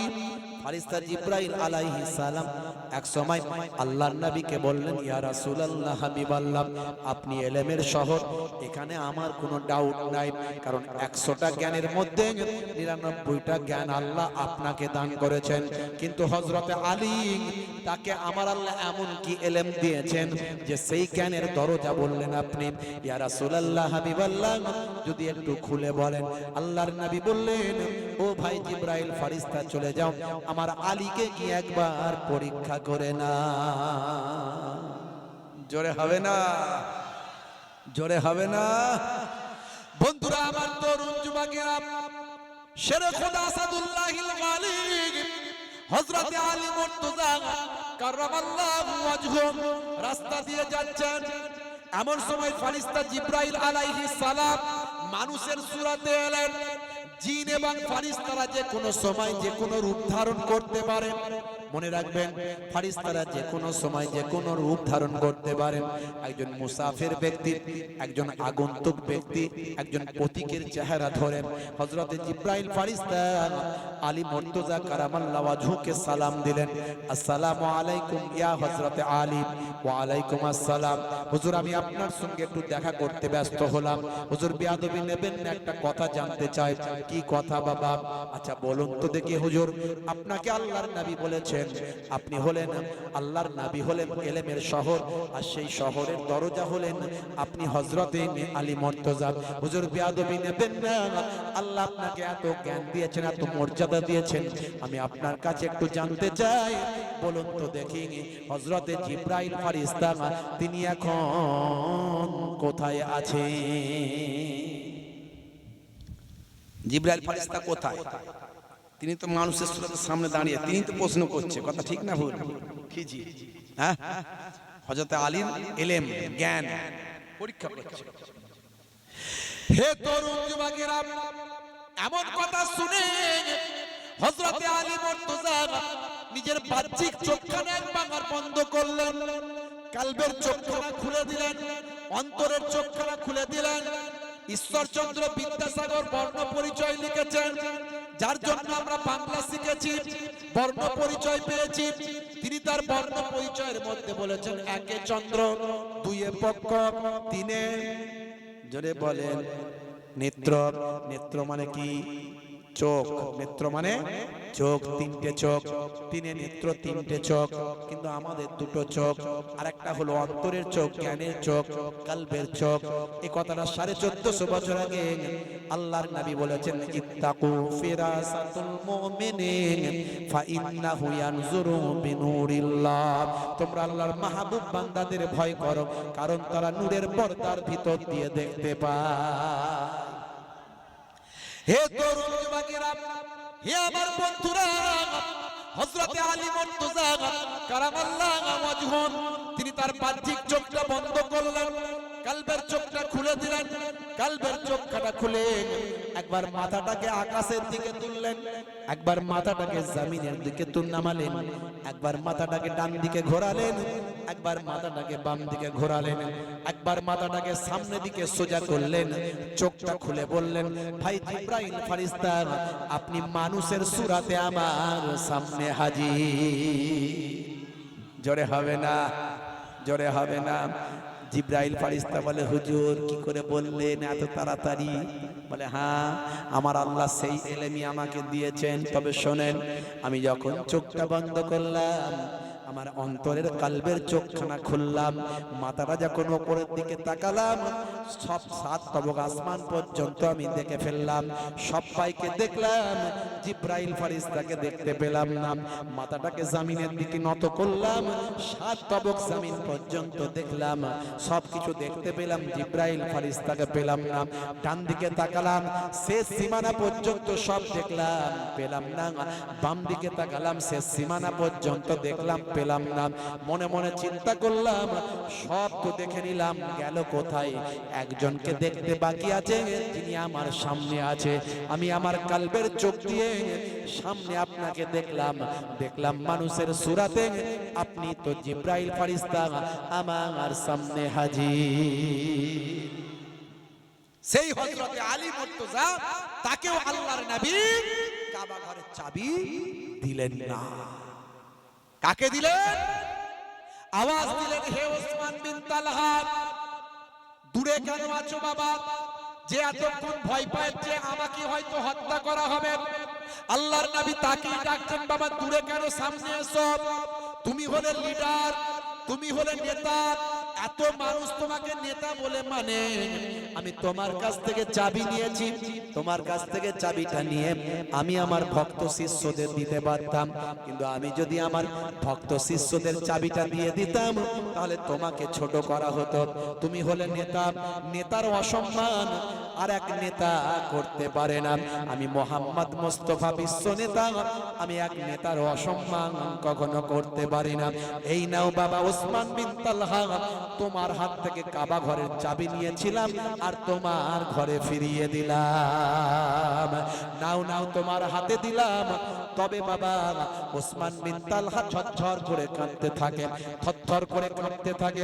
আল্লাহর নবীর হাত থেকে যখন, নূরওয়ালা হাত থেকে যখন কাবা ঘরের চাবি যখন নেন, তার হৃদয়টা বিগলিত হয়েছে, চোখ দিয়ে অশ্রুতা ঝরে পড়ছে। কি ভেবেছিলাম আর কি ঘটছে, অবাক হয়ে গেলেন তিনি বাবা। সেই সময় নবী বললেন, বাবা ওসমান, তোমার অন্তরে কি এখন কালেমার আলো জ্বলেছে? ওসমান বিন তালহা বললেন, ইয়া রাসূলুল্লাহ, হাবিবাল্লাহ, পড়িয়ে দিন মহাবাণী মহাকালেমা।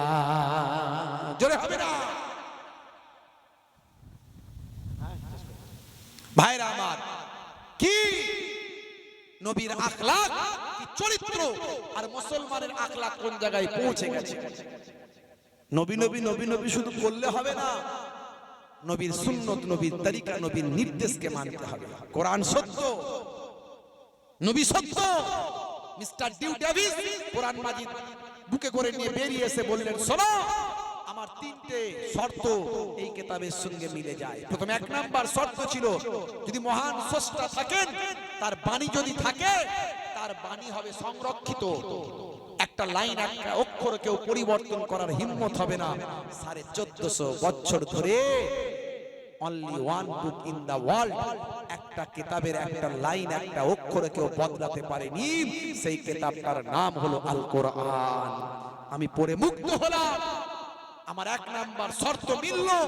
2 নাম্বার শর্ত ছিল, সেই কোরআন মাজিদের কোন বিষয়ে আলোচনা একই বিষয়ের কোথাও পজিটিভ কোথাও নেগেটিভ এই বিরুদ্ধাচরণ বক্তব্য থাকবে না।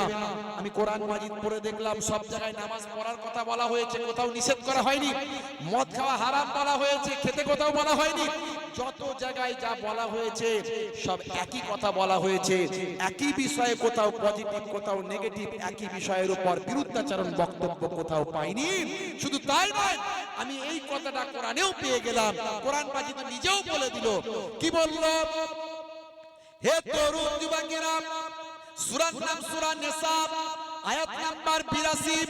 এই 82 নাম্বার আয়াতে যখন গেলাম, আমি কোরআন মাজিদ পড়তে পড়তে পেলাম কোরআন মাজিদ নিজেও বলল, হে দুনিয়ার মানুষ শুনে রেখে দাও, আফালা ইয়াতাদাব্বারুনাল কুরআন ওয়ালাউ কানা মিন ইনদি গায়রিল্লাহ লা ওয়াজাদু ফীহি ইখতিলাফান কাসীরা। হে দুনিয়ার মানুষ শোনো, আফালা ইয়াতাদাব্বারুনাল কুরআন, তোমরা কি আমার কোরআনের প্রতি লক্ষ্য করো না? ওয়ালাউ কানা মিন ইনদি গায়রিল্লাহ, যদি এই কোরআন মাজিদ আমি আল্লাহ ব্যতীত অন্য কারো কাছ থেকে অবতীর্ণ হতো, লা ওয়াজাদু ফীহি ইখতিলাফান কাসীরা, তাহলে এই কোরআন মাজিদের ভিতরে অনেক বিরুদ্ধাচরণ বক্তব্য থাকতো।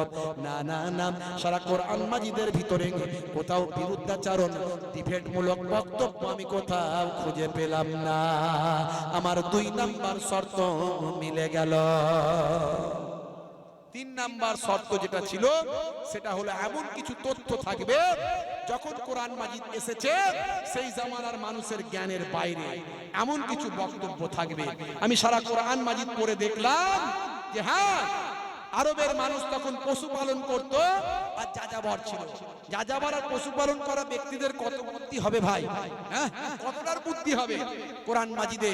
আজকের যুগে বিগ ব্যাং থিওরি এসেছে, আমরা জানি বিগ ব্যাং থিওরি নিয়ে সারা বিশ্ব গবেষণা করছে, সারা বিশ্ব আলোচনা করছে। এই বিগ ব্যাং থিওরির আবিষ্কার হয়েছে 1931 সালে। যিনি প্রথম আবিষ্কার করেছেন তার নাম হলো মিস্টার জর্জ লেমিন্ট্রে। মিস্টার জর্জ লেমিন্ট্রে তিনি একজন জ্যোতির্বিজ্ঞানী। 1931 সালে প্রথম বিগ ব্যাং থিওরি আবিষ্কার করেছেন। তিনি বলেছেন, বিগ ব্যাং থিওরিতে কি বলছেন? সারা বিশ্ব ব্রহ্মাণ্ড যা কিছু আছে, আকাশ জমিন পৃথিবী সব এক ছিল, এক, সব একত্রিত, সব মিলেমিশে একাকার, সব একত্রিত। তার উপর একটা বিস্ফোরণ হলো। বিস্ফোরণ হওয়ার পরে আকাশে চাঁদ সূর্য তার জায়গায়, জমিন পৃথিবী তার জায়গায়, সব পৃথক পৃথক হয়ে গেল। এই কথাটা কে বলছেন?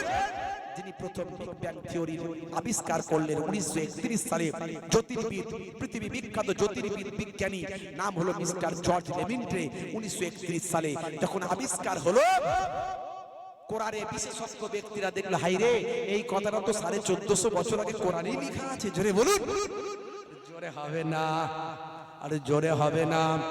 যদি বলেন কোথায়, বানানো গল্প বলে দিয়ে চলে যাচ্ছি না। সবাইয়ের বাড়িতে কোরআন আছে, খুলুন। সবাইয়ের বাড়িতে কোরআন আছে, খুলুন। সূরার নাম হলো সূরা আম্বিয়া। কোরআন মাজিদে 114টা সূরা আছে, 6666টা আয়াত আছে, 500টা আয়াত হলো আদেশ আর নিষেধের, বাকি 6166টা আয়াত হলো হিস্ট্রি অফ পাস্ট, অতীতের ইতিহাস।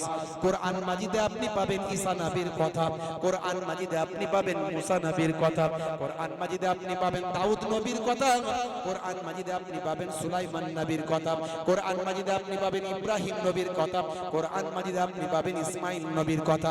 আমরা বলি অ্যাডাম, ইহুদি নাসারা খ্রিস্টান ভাইয়েরা বলে অ্যাডাম, আমরা বলি আদাম। তাই তাদের সঙ্গে আমাদের অনেক মিল আছে।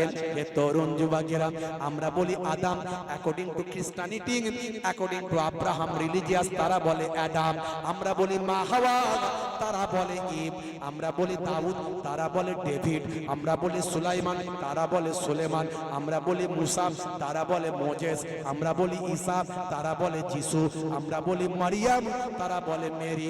এই যে মেরির কথা আলোচনা হয়, কোরআন মাজিদের একটা সূরা আছে, সূরা মারিয়াম। জোরে হবে না ভাইরা আমার, তরুণ যুবকেরা আমার, মুরব্বিয়ানেরা আমার, আমরা ঈসা নবীকে মানি। ঈসা নবীর উপর ঈমান আমাদের আছে। জি হ্যাঁ, আমি ঈসা নবীকে যদি অস্বীকার করি, ঈমান চলে যাবে। মুসা নবীকে যদি অস্বীকার করি, ঈমান চলে যাবে। কিন্তু আমরা শিষ্য হলাম কার, উম্মত হলাম কার, বিশ্বনবী। জোরে বলুন সুবহানাল্লাহ। হে তরুণ যুবকেরা, সূরার নাম সূরা আম্বিয়া, আয়াত নাম্বার হলো 30। এরকম অনেক উদাহরণ আমি দিয়েছি, ইন্টারনেট সার্চ করবেন, 20-25 হাজার বক্তব্য আছে, একটা দুটো নয়, প্রায় অর্ধশত এরকম এক্সাম্পল কোরআন থেকে আমি দিয়েছি। বিজ্ঞানের সঙ্গে টাই আপ করে আমি কথা বলেছি, প্রায় অর্ধশত, কমপক্ষে কম বেশি। এ তরুণ যুবকেরা, আজকে বেশি উদাহরণ দেব না, একটা উদাহরণ আপনাদের মাঝখানে দিচ্ছি। সূরা আম্বিয়ার 30 নাম্বার আয়াতে খুলবেন, আপনি বিগ ব্যাং থিওরি পাবেন। এখানে আমার আল্লাহ কি বলছেন শোনেন। বিসমিল্লাহির রাহমানির রাহিম। أولم يرى الذين كفروا أن السماوات والأرض كانتا رتقا ففتقناهما। হে তরুণ যুবকেরা, আমার আল্লাহ বলছেন আওয়ালাম ইয়ারাল্লাযিনা কাফারু, অবিশ্বাসীরা কি তারা লক্ষ্য করে না, তারা কি দেখে না, অবিশ্বাসীরা কি দেখে না, আন্নাস সামাওয়াতি ওয়াল আরদ, আকাশ এবং জমিন, আকাশ এবং জমিন, কানাতা রাতকান, রাতকান মানে মিলিত থাকা, আকাশ এবং জমিন সব মিলিত ছিল। জোরে বলুন সুবহানাল্লাহ। জোরে হবে না? আল্লাহ নিজেই বলছেন যারা আল্লাহকে বিশ্বাস করে না তারা কি দেখে না যে আকাশ এবং জমিন সব মিলিত ছিল। এই যে গবেষণায় ধরা পড়ছে, আল্লাহ সেটাই বলছেন, তারা কি দেখে না, তারা কি জানে না যে আকাশ এবং জমিন সব মিলিত ছিল, একত্রিত ছিল। আল্লাহ বলছেন কানাতা রাতকান, এই আকাশ এবং জমিন, বিশ্ব ব্রহ্মাণ্ড সব একত্রিত অবস্থায় ছিল, আকাশ এবং জমিন সব মিলিত ছিল। হে তরুণ যুবকেরা, আমার আল্লাহ বলছেন ফাফাতাকনাহুমা, আমি আল্লাহ আকাশ এবং জমিনকে পৃথক বানিয়ে দিয়েছি, পৃথক করে দিয়েছি। জোরে বলুন সুবহানাল্লাহ। 1931 সালে গবেষণা হচ্ছে, আর 1450 বছর আগে কোরআনে লিপিবদ্ধ হয়েছে। জোরে বলুন সুবহানাল্লাহ। এর পরেও কি কোরআনে বিশ্বাস হবে না আপনার? এরকম একটা দুটো নয়, মিস্টার ডিউ ডেভিস এরকম অনেক উদাহরণ দিলেন, দিয়ে বললেন আমার 3টে সূত্র, 3টে শর্ত মিলে গেছে, তাই আমি বিশ্ব নবীর শিষ্য হলাম, আজ থেকে আস্তিক হয়ে গেলাম। জোরে হবে না ভাইরা আমার? তাই আপনাদের কাছে আমার কথা, এতক্ষণ আলোচনা দিয়ে যা বোঝালাম, মূল জিস্ট হলো, যদি আল্লাহকে বিশ্বাস করেন, কোরআনকে যদি বিশ্বাস হয়, নবীর উপর যদি বিশ্বাস হয়, নবীর যদি প্রকৃত শিষ্য হতে চান, প্রকৃত যদি সাচ্চা মুসলমান হতে চান, বেশি কাজ করতে হবে না, দুটো কাজ করুন, সব কাজ হয়ে যাবে। দুটো কাজ, 1 নাম্বার হলো নামাজি হয়ে যান, 2 নাম্বার হলো দাড়িওয়ালা হয়ে যান। রাগ করবেন না, নামাজি হয়ে যান। নামাজ আপনাকে সমস্ত কিছু অন্যায়, অশ্লীলতা, অন্যায় থেকে দূরে সরিয়ে দেবে। নামাজ না পড়লে আপনি জান্নাতে যেতে পারবেন না। আর নামাজ নিয়ে যদি আলোচনা করি, নামাজের থেকে ভালো ব্যায়াম আর কি আছে? আপনার শারীরিকভাবে অনেক উপকার হবে, কিন্তু ব্যায়াম মনে করে যদি নামাজ পড়েন জান্নাত পাবেন না। আপনাকে আল্লাহর নির্দেশ মনে করি নামাজ পড়তে হবে। নামাজ আপনি পড়ুন, যখনই মুয়াজ্জিন আযান দেবে, হাইয়া আলাস সালাহ, এসো নামাজের দিকে এসো, তাড়াতাড়ি ওযু করবেন আর জামাত থেকে নামাজ পড়বেন, পেহলে নামাজ। আমার নানা জান ছোট হুজুর পীর কেবলা রাহমাতুল্লাহ আলাইহি নামাজের কথা বলতে গিয়ে রাগান্বিত হয়ে বলতেন, কি দিয়ে বোঝালে বুঝবে বলো তো? ঝোড়ার কোদাল দিয়ে বোঝাও বাবা। আমার দাদা জান মায়াপুর পীরনগরী হুজুর, যাকে জিন্দা পীর, জিন্দা ওলি বলা হতো, ইন্তেকালের আগে তিনি বলে দিয়েছিলেন 3 দিন রাখবে বাবা। লক্ষ লক্ষ মানুষ আমাকে আব্বা বলে ডাকে, দেখতে না পেলে কষ্ট পাবে, বুঝতে পারছেন? আমার নানা জানকেও 3 দিন ডাকা হয়েছিল, তিনি ওসিয়াত করেছিলেন। তারও লক্ষ লক্ষ লক্ষ লক্ষ অনেক লক্ষ মানুষ তাকে পিতা আব্বা বলে সম্মান করত। তারা দেখতে না পেলে কষ্ট পাবে। ফ্যান চালিয়ে প্লেন ফাঁকা জায়গায় রাখা হয়েছিল, যেটা মেডিকেল সায়েন্স অবাক হয়ে যায়। 6 ঘন্টা পর থেকে ডেড বডির পচন শুরু হয়। কি করে 3 দিন এরকম ঘাম ঝরছে শরীর থেকে, আর ভিতরে যেন মনে হচ্ছে অটোমেটিক এসি চলছে ভিতরে। কি করে সম্ভব? কোনো পচন নাই, কোনো দুর্গন্ধ নাই, কোনো রকম লাশের বিকৃতি নাই। আল্লাহর ওলি তারা বাবা। আমার দাদা জানেরও তাই, ফ্যান চালিয়ে রাখা হয়েছিল। এরা আল্লাহর ওলি, আল্লাহর হয়ে গেলে আল্লাহ এদের হয়ে যান। জোরে বলুন সুবহানাল্লাহ। এরকম অনেক ঘটনা আছে বাপ, বিশ্বাস করুন। নামাজি হয়ে যান, জীবনটা ধন্য হয়ে যাবে। আস্তাঈনু বিসসাবরি ওয়াস সালাহ, বান্দা তোরা আমার কাছে সাহায্য প্রার্থনা কর ধৈর্য এবং নামাজের মাধ্যমে। আপনি নামাজে গিয়ে সিজদায় পড়ে পড়ে আল্লাহকে বলুন, আল্লাহ আমার এই বিপদে আছি, ওই বিপদে আছি। একদিন, দুদিন, 3 দিন কাজ হয়নি, 21 দিন করতে না করতে অন্তর থেকে যখন একবার বলে ফেলবেন, আল্লাহ আপনার দোয়াকে কবুল করে আপনার যে দোয়া করবেন সেই দোয়া কবুল হয়ে যাবে। নামাজি হয়ে যাবে। নামাজ ছেড়ে দিলে জান্নাতে যেতে পারবেন না। এক ওয়াক্ত নামাজ যদি ইচ্ছাকৃতভাবে কেউ ছেড়ে দেয়, 80 বার জাহান্নামের আগুনে চোবানো হবে। নামাজ ছাড়বেন না বাবা। আর মুখের দাড়ি, দাড়িতে এখন ফ্যাশন, দাড়ি এখন fashion. Virat Kohli, Harbhajan Singh, Lionel Messi, নেতা মন্ত্রী, খেলোয়াড়, প্লেয়ার কত দাড়ি রাখছে, তারা সবাই দাড়ি রাখছে। যদি আমার মতো মোহেবুল্লাহ হুসাইনের মতো বড় দাড়ি রাখতে লজ্জা লাগে, ছোট হলেও রাখুন, ছোট হলেও রাখুন, নবীর সুন্নত মনে করে রাখুন। কোন নেতা মন্ত্রী রেখেছে বলে নয়, খেলোয়াড় প্লেয়ার রেখেছে বলে নয়, নবীর সুন্নত মনে করে ছোট হলেও রাখুন। একদিন আমার আপনার ঈমানটা মজবুত হয়ে যাবে, সেদিন মোহেবুল্লাহ হুসাইনের থেকেও দাড়ি বড় হয়ে যাবে। তার আগে ওই ছোট দাড়ি অবস্থায় নবীর সুন্নত বলে রেখে যদি মারা যান, যদি মারা যান, কবরে দেওয়ার পরে মুনকার নাকির ফেরেশতা বলবে মান রব্বুকা, দেখতে পাবে মুখে দাড়ির দেখা, হতে পারে ওই দাড়িটাই হবে নাজাতের জারিয়া। বাপজি আমার আজ বেঁচে আছেন, কাল থাকবেন না। 3 দিন পরে মরে গেলে কেউ খবর রাখবে না, নিজের কবরে নিজেকে জবাব দিতে হবে। অল্প দিনের জিন্দগিতে এসেছেন, গোর গোর সওয়াল, গোর গোর জবাব। এই দুনিয়া ক্ষণস্থায়ী, পরকাল চিরস্থায়ী। এখানে মানুষ মরে, সেখানে আর কেউ মরবে না। হয় চিরস্থায়ী জান্নাত, না চিরস্থায়ী জাহান্নাম। বিশ্বাস করেন, নিজের জন্মের কথা চিন্তা করেন, কিভাবে জন্মটা হলো। গাছ থেকে পড়ে গিয়ে নয়, আকাশ থেকে পড়ে এসে নয়, আর মাটি ফুঁড়ে উঠিনি। আল্লাহ এক কাতরা নাপাক পানি থেকে, যে নাপাক পানি থেকে, এক কাতরা পানি থেকে যদি আপনার মতো মানুষ তৈরি করতে পারেন, সেই আল্লাহ জান্নাত জাহান্নাম রেখেছে। বিশ্বাস করুন, কোরআন যদি সত্য হয়, নবী যদি সত্য হয়, আপনাকে মানতে হবে। আর আজ থেকে মেনে নামাজি হতে হবে, নবীর সুন্নতওয়ালা হতে হবে। বলুন ইনশাআল্লাহ, বলুন ইনশাআল্লাহ। হাতটা তুলে দেখান তো কারা নামাজি হবেন। নারায়ে তাকবীর, নারায়ে তাকবীর। ক্যান্সার হতে পারে, ক্যান্সার হতে পারে, টিউমার হতে পারে, প্যারালাইসিস হতে পারে, হার্ট অ্যাটাক হতে পারে, পারে না। তো নামাজি হয়ে মরুন, আল্লাহ হেফাজত করবেন। নারায়ে তাকবীর, নারায়ে তাকবীর। সিলসিলা হক মুজাদ্দিদুজ জামান, সিলসিলা হক মুজাদ্দিদুজ জামান। যুব কমিটি কিসের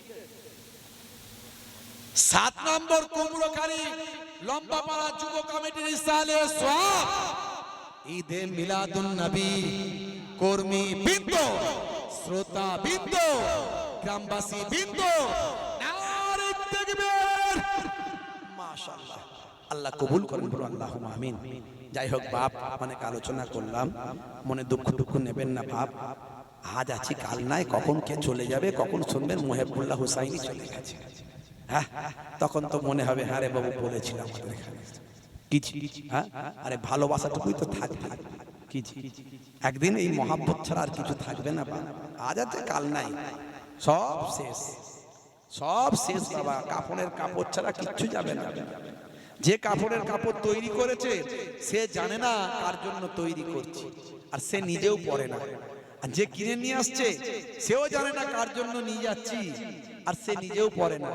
আর যে পরবে কাফনের কাপড়, সে জানে না তার কাফনের কাপড় কে তৈরি করেছে, কোথায় আছে, সেও জানে না। আজ আছি কাল থাকবো না বাপ। মহাব্বত ভালোবাসাটুকুই থাকবে, একটু মহাব্বত ভালোবাসা। হ্যাঁ, ছোট হুজুরের নাতি, পীরনগরী হুজুরের পোতা, পীরের আওলাদ আমাদের গ্রামে এসেছিল, একটা ভালোবাসা তৈরি হয়েছিল। আহা, দুঃখ নেননি তোমার কথায় নাকি? নিয়েছেন বাবা? দুঃখ নেবেন না বাপ। আল্লাহ আমাদের হেদায়েত করুন, হেফাজত করুন। হেদায়েতের কথা বলতে গিয়ে কোনো কথা করা হয়ে যায়, কখনো কখনো মাফ করবেন বাপ। আল্লাহ আমাদের প্রত্যেকের হায়াত দারাজ করেন, বলুন আল্লাহুম্মা আমিন। আল্লাহ আমাদের দ্বীনের খাদেম, ইসলামের খাদেম, দাদা পীরের সিলসিলার খাদেম হিসাবে কবুল করেন, বলুন আল্লাহুম্মা আমিন। আমাদের নামাজি পরেজগার আল্লাহওয়ালা বানিয়ে দেন, বলুন আল্লাহুম্মা আমিন। যাই হোক, তেলাওয়াত করেন বাপজি আমার, আর মোনাজাত হবে। তেলাওয়াত করুন 3 বার সূরা ফাতিহা, 3 বার সূরা ইখলাস, 3 বার দরুদ শরীফ।